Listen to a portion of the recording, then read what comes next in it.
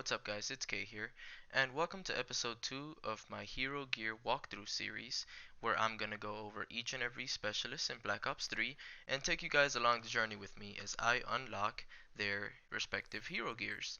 Now, as many of you already know, Hero Gear is the last set of customization items that you unlock once you've already unlocked every other customization item for every other specialist. Alright, so let's get started. Okay, so to start it off, the hero gear challenges for each specialist will be exactly the same as all the others. You're gonna have to get 4 kills in one game 4 times using the specialist ability, and 6 kills in one game 6 times using the specialist weapon. Now, the good thing about Reaper is what a very versatile specialist he is. He has both a great ability and an amazing weapon. Now, the first thing you need to know about Reaper's specialist ability Psychosis is that in my honest opinion is actually one of the easiest specialist abilities in Black Ops 3. This will be one of the easiest hero gear challenges that you will practically ever have to do. And the reason being is because of the huge benefit the Psychosis gives you. So we all know that Call of Duty is a game of who shoots first. The person who lands the first shot or sees the person first will usually be the one that ends up winning the firefight. Now, the huge benefit of Psychosis is once you call in those clones, you disorient your enemies completely. Now, it's also not a complete disorientation because, sometimes they can get lucky and, they have a 1 in 4 chance of choosing the right target. So the best thing you want to do is actually not draw any attention to yourself, and you'll see that you will actually get a lot of kills because while that momentary confusion where they're shooting one of your clones and not you, you'll be able to kill them no problem, thus making this really easy to get 4 or more kills in a single game. Now, even though it's amazingly easy to just use this ability and get 1 or 2 kills every time you use it, you'd be surprised how many more kills you can get if you really start thinking about when and where you should use this ability. You'd be surprised how many times I've actually seen people go ahead and use Psychosis, and all it manages to do is get them killed because they act the wrong way right after they use it. You see, the clones that you call in, they don't act like you'd expect a normal player to act. They will always just walk along at the same pace, at the same speed. They won't jump, they won't boost, they won't slide. So when a player goes ahead and uses Psychosis and then all of a sudden they just start jumping all over the air, they're pretty much just making themselves a target and setting themselves apart from the rest of the clones.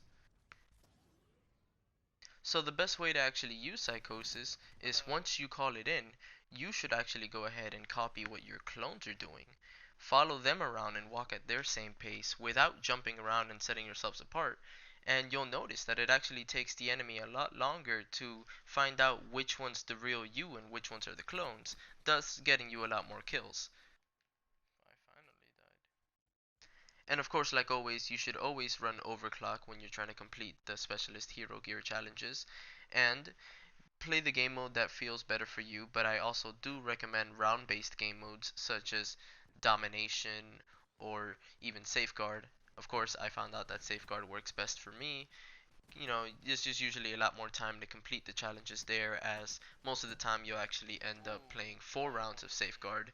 And once you run Overclock and you play the objective a bit here and there, and you're pretty much just doing well, you're being a decent player, I found out that you can actually get Psychosis 4 to 5 times per game.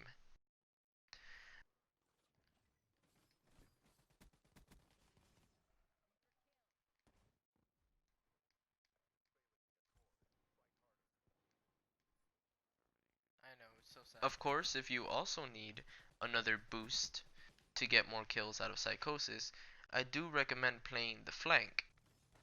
Always find a way to come around behind the enemy or find your way into their spawn. You'll just usually get a lot more kills like that. Also, a really nice way to use Psychosis if when you're entering a doorway or exiting a doorway, or you're going to pass through an area where you know it's a high traffic area where usually there are snipers set up or very long lines of sight, people with assault rifles or something. That would also be a good place to use Psychosis in order to draw fire and you won't get killed. People will just shoot at your clones, letting you know where they're stationed at, and you can kill them no problem. Okay, gotta get psychosis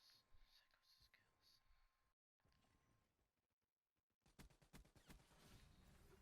Sorry. Alright, hero helmet for Reaper unlocked. Fuck yeah.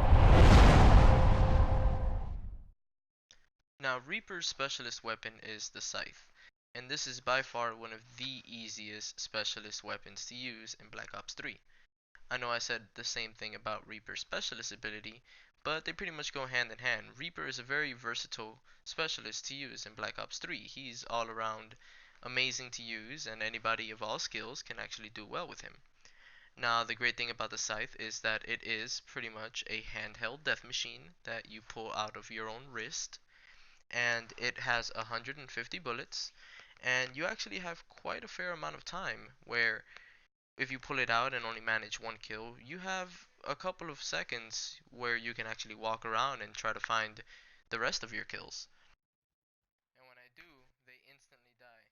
So now, Reaper's Scythe is actually a wind-up minigun, so by the time you pull the trigger and by the time the weapon starts shooting, there's a very small delay. I think it's less than a second. It's very small, but Call of Duty is a game about who shoots first, so most of the time that will make a difference in the firefight, and it could get you killed. So my suggestion is every time you're about to turn a corner or every time you're in a long line of sight, if you just suspect that you're gonna see an enemy, I suggest holding down the L2 button and already have it revving up so that you'd be ready to kill someone as soon as you see them. Now, this weapon is amazing at all ranges. There is no range for this weapon. It can kill somebody from across the map, and you'd be surprised how accurate you can actually be even across the map. You might not get it as fast as if they were standing right in front of you, but you should not be scared to contest those long ranges with this weapon. I mean, in all honesty, as long as you're prepared for the engagement, as long as you're trying to guess where they're coming and you're ready, you're expecting to see someone, you usually end up being the one that comes out of the firefight alive.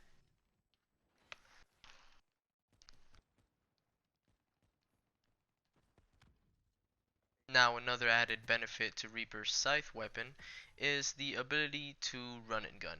You can actually fire this weapon from the hip while moving around, and you will have absolutely zero penalty to your accuracy. There is a slight penalty, very small, but once again, it won't really make a difference just because of the amount of punishment that you deal with this weapon.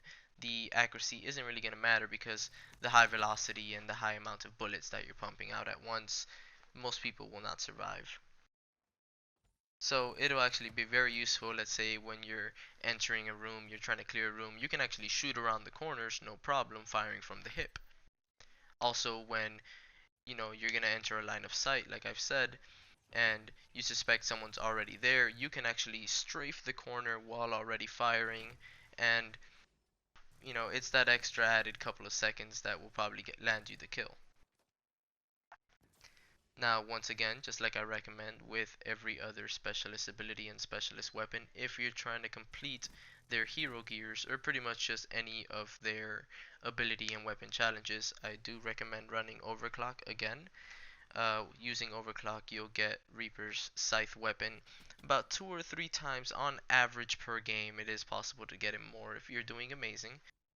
I also once again recommend you play round-based game modes such as Domination or Safeguard, giving you more chances to call in your specialist abilities and weapons. I think my only main piece of advice when using the scythe is to just not be afraid to go head on. This is a weapon that absolutely melts. Anything in front of you, as long as it's within your sights, you're pretty much going to kill. So don't be afraid to get into those engagements in the middle of the map where you just see a bunch of enemies. Don't be afraid of that. Just pick target by target, one by one, and you're going to melt them all pretty fast.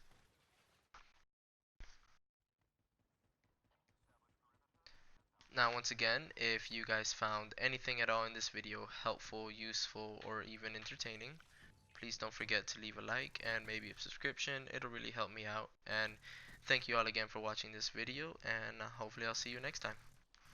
What's up?